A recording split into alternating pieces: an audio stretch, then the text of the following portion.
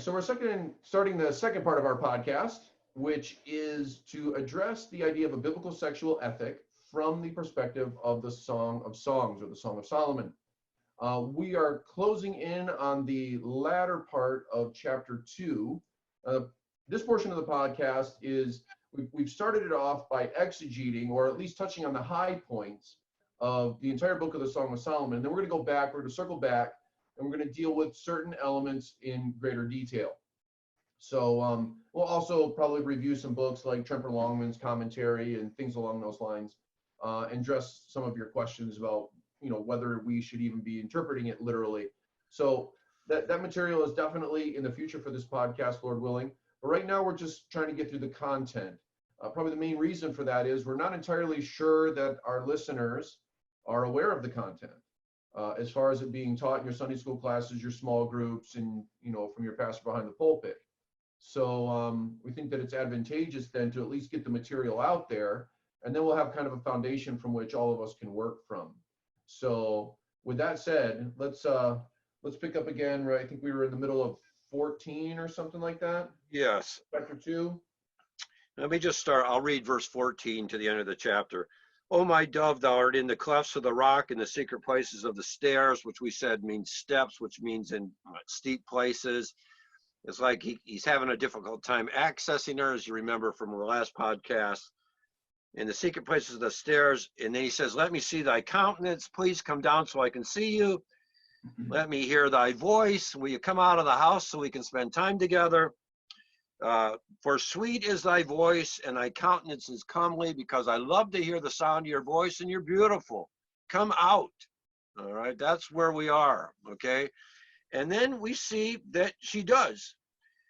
We read this in verse 15. It says, take us the foxes, the little foxes that spoil the vines, for our vines have tender grapes.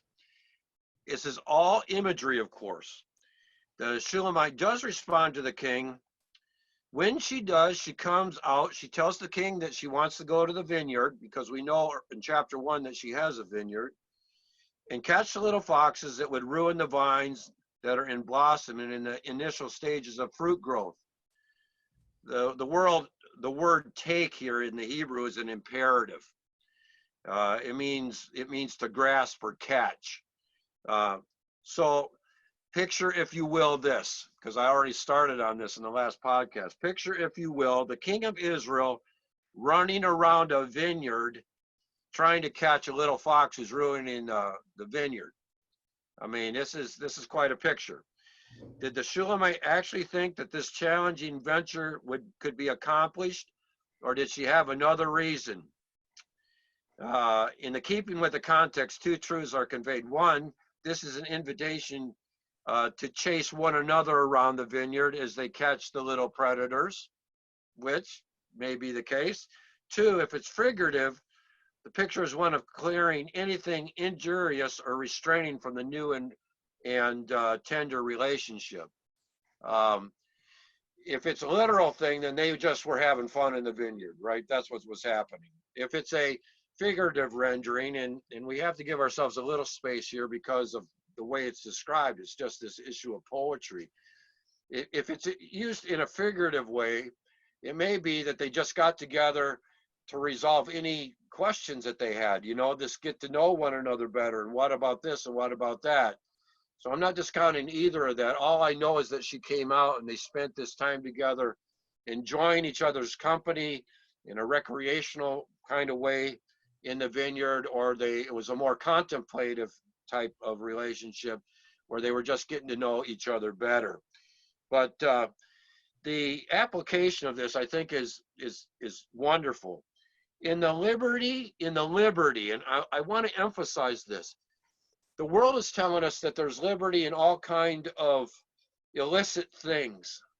The Bible says true liberty is when you bind your heart and your conscience to the word and spirit. That's where there's liberty. Bind yourself to the word and spirit. There's liberty there.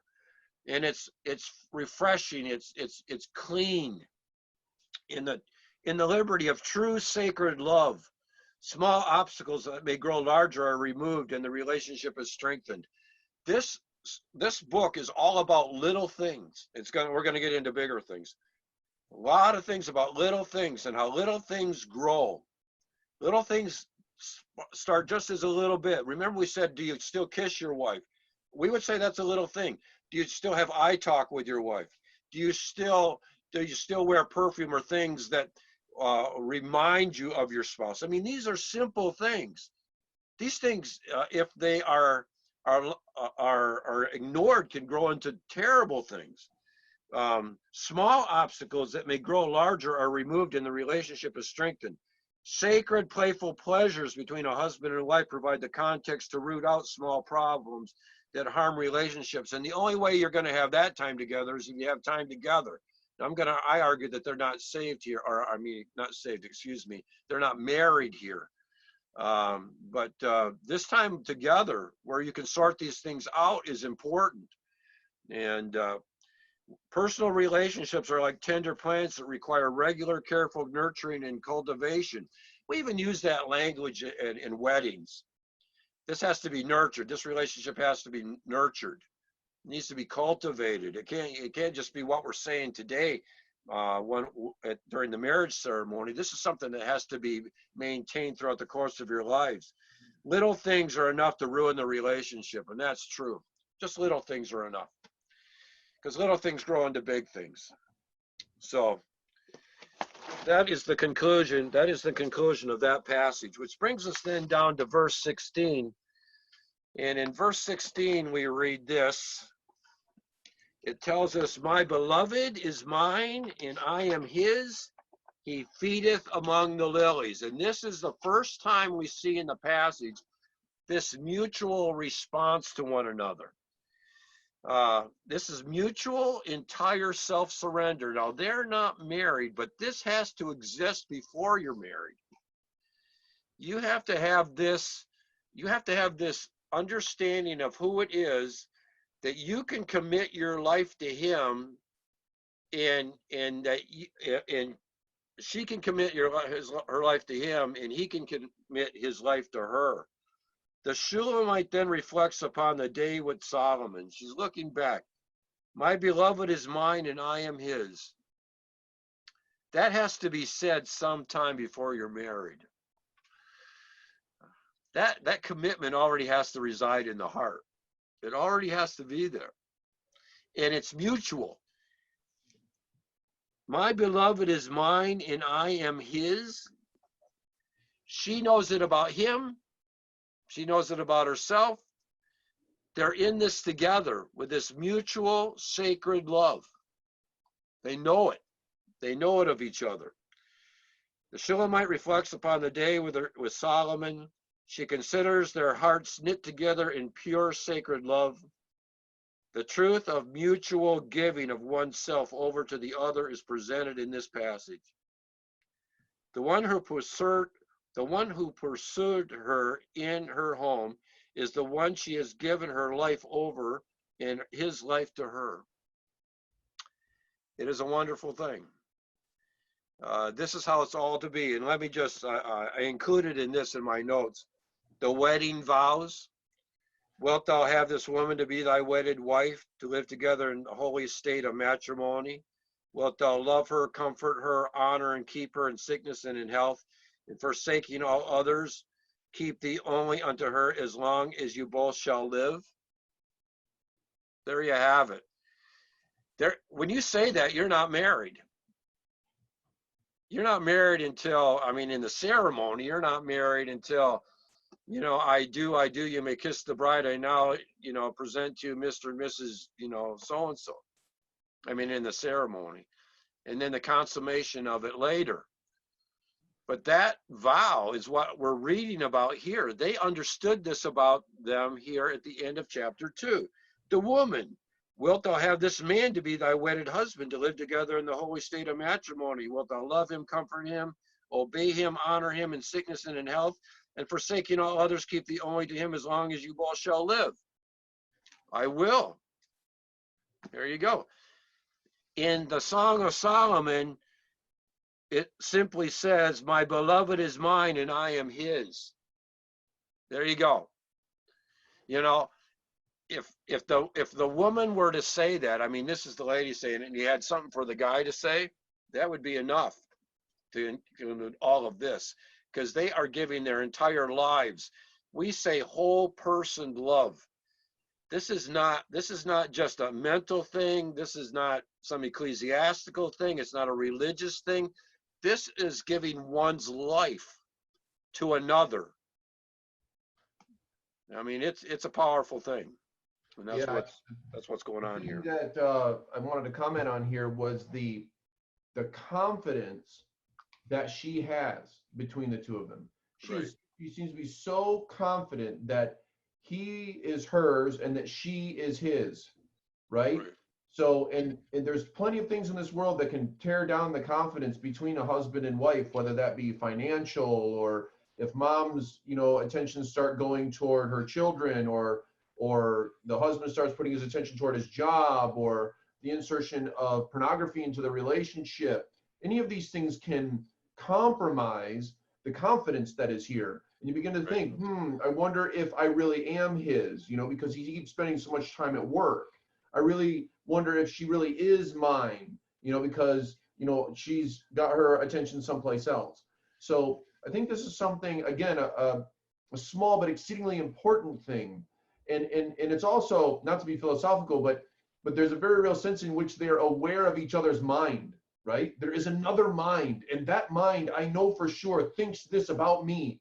And I think this about that other person, and that person knows I think that about them. So it goes both ways, that there's great confidence from the man's part and from the woman's part, and they're confident both in their love toward each other and in that person's love toward them.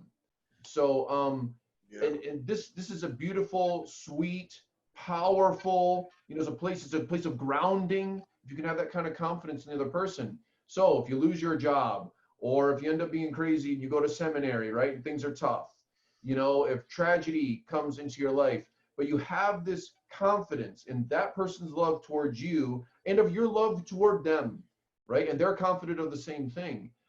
This can be a very powerful element to a relationship. And as soon as that gets broken or cracked or compromised, this can be a very difficult thing to navigate in a relationship. It must be guarded. This confidence must be guarded in your relationship with your husband and with your wife. Yep. Yep. Let me just, the end is, it says in the second part of verse 16, it says, he feedeth among the lilies. The lily is the Shulamite. The Shulamite is that one, because of her godliness and her beauty, that nourishes the spirit of Solomon. Solomon's person is nourished by the Shulamite's beauty, purity, and perfection. The Shulamite makes Solomon a better man.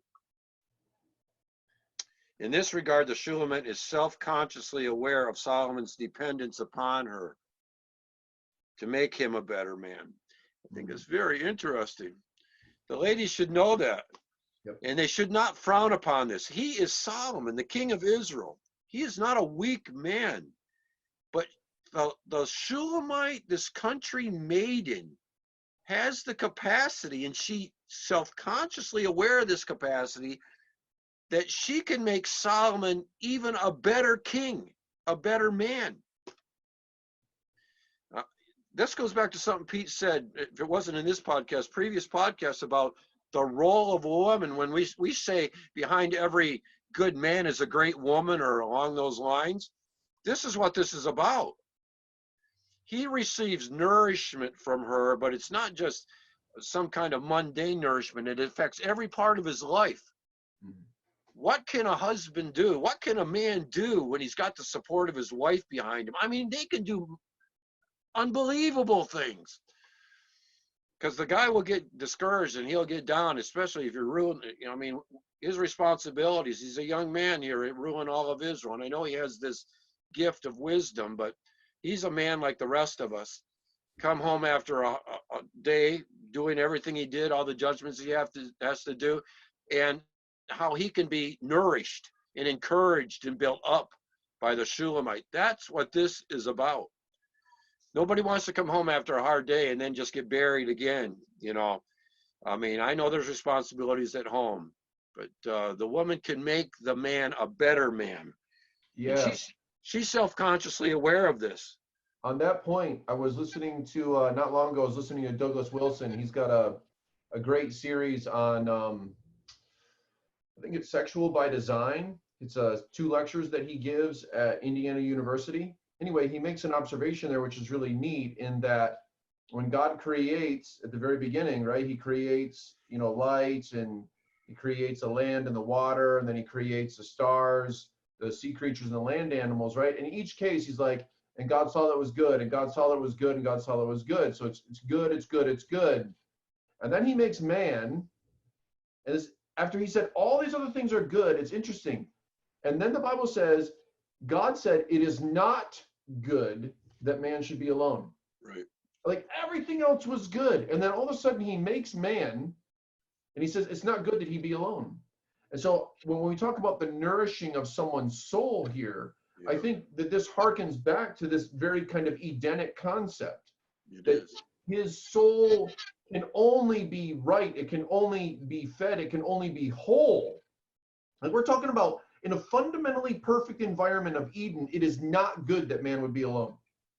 So even in a perfect environment, man doesn't do well when he's by himself, right? We're not just talking about like in his behavior or his thought life, we're talking fundamentally as a being, right? That is the conclusion God makes about Adam. So when we have the Shulamite here ministering to his soul, right? So this isn't just some kind of physical thing or Platonic thing. Like it is metaphysical. It's speaking to the very center of his being. She does this for him. Like we're seeing something so real, so fundamental to the very order of creation. This goes back to the idea of how powerful the woman is. Right. There's a very real sense in which a man, if he is to be a good man, is dependent upon a good woman. Dependent. Right? He does not do well when he disregards her and doesn't treat her right and ignores her, and it's all my way and it's got nothing to do with you. Treats her more like a child than he does the one who ministers to his soul. So anyway, I think there's a very strong connection between those two concepts. This Edenic idea in Genesis and this kind of heavenly Edenic kind of marriage in the song. So yeah, really good. Yep. She knows that she can help him this way, that she can make him a better man. Then the last part we read here, it says, until the day break and the shadows flee away, turn my beloved, and be thou like a roe or a young hart upon the mountains of Bether. The Shulamite remains with Solomon until the day breathes or cools and the shadows fall into night. They're together into the evening. And then it talks about the mountains of Bether. The word Bether in the Hebrew just means to cut or to divide by ravines. The commentaries I looked at, nobody's really sure where that location is. I'll just throw that in there. Anyway, but they just spend the remainder of the evening together. It is just a sweet and wonderful time here that they have together. By way of application, the man or woman that you marry should make you a better person than you already are. When you're looking, that's who you should look for, people like that. Beauty, purity, and perfection should be engendered in your life because of your relationship with him or her. Beauty, purity, perfection should all be built up in the company of the one that you intend on marrying. I mean, these virtues are those things that should spring forth. Those who do not feed you with beauty, purity, and perfection should be avoided at all cost. This is not the person. You need a godly woman, a godly man. Solomon again is described as a roe and a hart, a picture of youthfulness, strength, agility, and beauty. I love reading this because for all those that want to allegorize this and make this Christ in the church, And I'm not doing that. But if Solomon is indeed a type of Christ, which we know he is, then these same characteristics are in type apply to our Lord. Youthfulness, strength, agility, beauty. When we see the Lord, let me say it this way, because we know the Lord mostly in the Old Testament or in the New Testament, I believe we're missing out on learning more of who our Savior is by not being more familiar with the Old Testament, and particularly this. Right. This will contribute to your Christology. Right. So not only will this contribute to what it means to be married, all those messages you've ever heard about, don't be unequally yoked together, and husbands love your wives and wives submit, and all that Pauline material, which we believe in, it's all good, still could be made more robust by including this material. Mm-hmm. And in its development, in that fleshing it out, the message will be more complete, I would argue. Not that what's being said is wrong, but there's other things that you could add to it to make it more wonderful. Let's say it like that. All right. Yeah, I think for those who do, all right, so you don't want to read it literal, right? You don't want to preach from the pulpit literal. You're not convinced it should be done that way. Yeah, I think what Dad just brought up, I think is important. Okay, so don't read it literally, but then what you should see is the type of Christ. So the very fact that you're not preaching the song means that you are not offering a thicker view of who Christ is, because you're too reticent or perhaps afraid to read and preach to the song. And so you're depriving your people of a more robust view of who Christ is. So even if you don't take it literally and you don't want to argue the marriage line from it, the fact is there's still so much to be said about Jesus. And I remember when I was at Westminster, again, Richard Gaffin, he was teaching Christology. Dr. Gaffin made the case, he says, what is the center of theology? Indeed, the center of the center. Like, what is the core of theology? He makes the case that it is Christology, right? So every other doctrine is somehow going to emanate out from the person of Christ. So if you've got the song, but you won't preach it, and you don't want to preach it literally, what we're doing is we are depriving the saints of material that applies to the center of theology, which is Christology. This will tell us more about the Lord, even if you want to take it from that perspective. So anyway, I think there's a lot there to chew on, and we'll just see how that plays out in your church and your family devotions and all that. Right. So well, that puts us right at about time for this podcast. Okay. That gets us to the end of chapter 2. Lord willing, on our next podcast, we'll move into chapter 3. I really do hope you guys are all enjoying this. We enjoy it. We think there's a lot to be gleaned from it. And even where we've gone so far, there's so much more to be said. But we hope that it can encourage you. It can encourage you in your marriage. It can encourage you as you're, on the dating scene, as you're seeking the one that God has for you. So, but as always, if you want to help us, like, favorite, subscribe, click that notification bell. If you do that, right, you'll know whenever we put up another podcast, you'll be right there ready to watch it, or be ready for you to watch it. And then, of course, share it with others to spread the word. Even if it's just to be like, hey, look at these two crazy guys, they're doing some crazy stuff. Like, then you just want to like chew us up, in the comments or something. We enjoy the back and forth. That's part of the reason why this is a podcast. So anyway, that's what we have for you guys this week. The Lord bless you. We'll see you later. Bye. So if you like this video, maybe you'd like some others. Take a look around.